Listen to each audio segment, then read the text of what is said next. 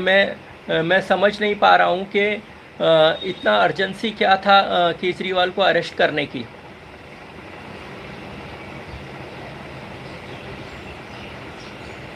और जो राजू ने ये आर्ग्यूमेंट किया कि उनको ट्रायल कोर्ट में जाना चाहिए बेल का, मैं उससे भी सहमत नहीं हूँ। और जस्टिस भुयान ने मोहम्मद जुबैर और अर्नब गोस्वामी का भी केस साइट किया और कहा कि इनको तुरंत बेल दे दी गई थी, तो फिर केजरीवाल को क्यों नहीं मिली है।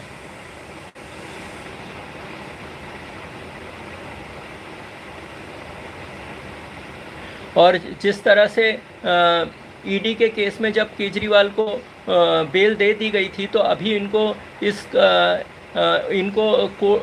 जेल में रखना ये एकदम गलत काम था, ऐसा भी जस्टिस भुयान ने कहा है।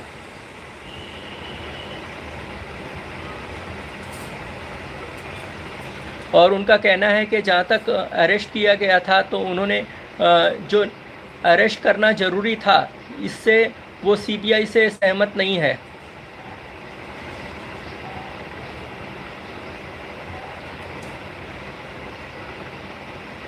और आरोपी को ज़बरदस्ती नहीं किया जा सकता है कि तुमको गुनाह कबूल करना है, और अगर वो नहीं करता है तो उसको जेल में रख दें, तो ये भी गलत था। फिर उसके बाद फिर जस्टिस भुयान का ये भी कहना था क्या,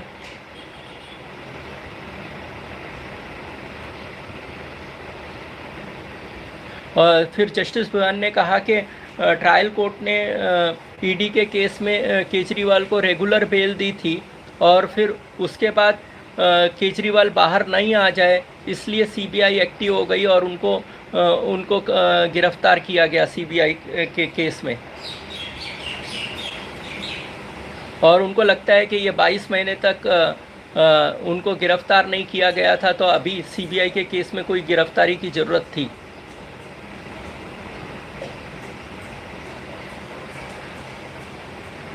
तो और जिस तरह से उनको अरेस्ट किया गया उसकी कोई ज़रूरत नहीं थी, ये भी जस्टिस भुयान ने कहा है। और जिस टाइम पर उनको अरेस्ट किया गया और अरेस्ट करने की क्या ज़रूरत नहीं थी, ये भी उनको गलत लगता है।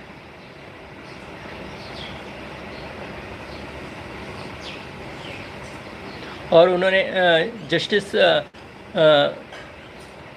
सूर्यकांत से अलग जजमेंट दिया है, और उनका कहना है कि मैं सूर्यकांत से सहमत नहीं हूं कि जो अरेस्ट हुई है वो कानूनी रूप से सही हुई है।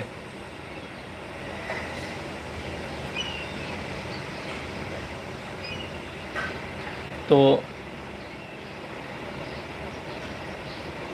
ईडी वाले के केस में कब सुनवाई होगी? ईडी वाले में तो इंटरिम बेल मिल गया है, अभी उन्होंने कहा है कि अरेस्ट लीगल है या इलीगल है उसके बारे में सेपरेट बेंच बिठाएंगे, तो अभी तक सेपरेट बेंच बिठाया नहीं है। हाँ, फैसला आ गया है, केजरीवाल को जमानत मिल गई है। इन्वेस्टिगेशन एजेंसी में क्या रिफॉर्म चाहिए, इस पर सब हम लोग डिटेल में चर्चा करेंगे। आप वापस से आना तो अगले इसमें, लेकिन इतना तो है कि जो इन्वेस्टिगेशन एजेंसी है वो सरकार के कंट्रोल से बाहर रहनी चाहिए और वो इंडिपेंडेंटली काम करना चाहिए, और कोई प्रधानमंत्री हो, होम मिनिस्टर हो, कोई भी सीबीआई को या फिर पुलिस को ऑर्डर नहीं दे सकता है, ऐसा होना चाहिए।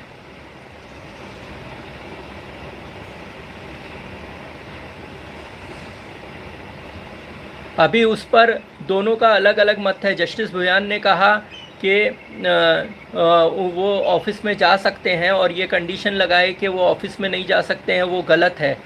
तो इसमें सूर्यकांत और भुयान का दोनों का अलग अलग मत है, तो इसको चैलेंज करना चाहिए केजरीवाल को।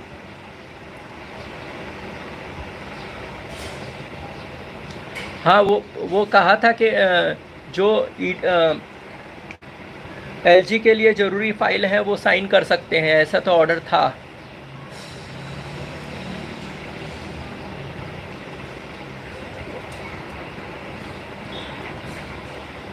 फैसला आ चुका है, अरविंद केजरीवाल को जमानत मिल गई है। और जहाँ तक जमानत का बात है, जस्टिस सूर्यकांत और जस्टिस उज्ज्वल बयान का दोनों का कहना है कि अरविंद केजरीवाल को बेल मिलनी चाहिए।